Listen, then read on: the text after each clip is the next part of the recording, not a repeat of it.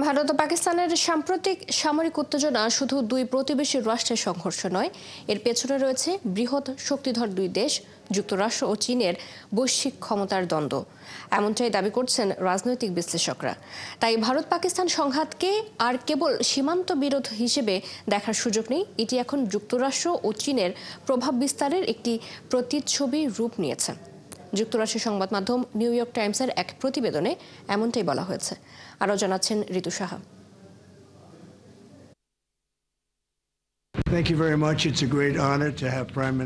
ঐতিহাসিকভাবে নিরপেক্ষ অবস্থানে থাকা ভারত এখন যুক্তরাষ্ট্র এবং পশ্চিমা জোটের ঘনিষ্ঠ সামরিক অংশীদার হয়ে উঠেছে।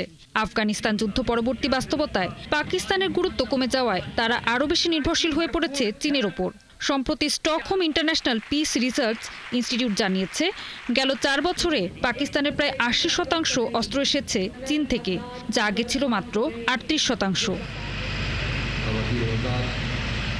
2019 সালে ভারতের বালাকোট বিমান হামলা ও পাকিস্তানের পাল্টা জবাবের সময় দুই দেশ তাদের পারমাণবিক অস্ত্র নিয়ে সরব হলেও মধ্যস্থতায় এগিয়ে আসে যুক্তরাষ্ট্র। এ সময় যুক্তরাষ্ট্রের সাবেক প্রতিরক্ষা কর্মকর্তা বলেন, ভারত পাকিস্তানের মধ্যে ভবিষ্যতে সংঘর্ষ হলে সেটি হবে মূলত নয়াদিল্লির মার্কিন ও ইউরোপীয় প্রযুক্তির বিরুদ্ধে পাকিস্তানের চীনা প্রযুক্তির লড়াই। একসময় রাশিয়া ছিল ভারতের প্রধান অস্ত্র সরবরাহকারী। 2006 থেকে 10 সাল পর্যন্ত ভারতীয় অস্ত্রের 80% এসেছে রাশিয়া থেকে। তবে গত 4 বছরে এই হার নেমে এসেছে 38%। আবার পাকিস্তান যুক্তরাষ্ট্র থেকে মুখ ফিরিয়ে চীনের উপর নির্ভরতা বাড়িয়েছে। ফলে ইসলামাবাদের হাতে রয়েছে বেইজিং এর তৈরি আধুনিক সমরাস্ত্র। এই পরিস্থিতিতে যুক্তরাষ্ট্র এখন ভারতকে চীনের প্রতিপক্ষ হিসেবে প্রশিক্ষণ ও প্রযুক্তি সহায়তা দিয়ে শক্তিশালী করছে।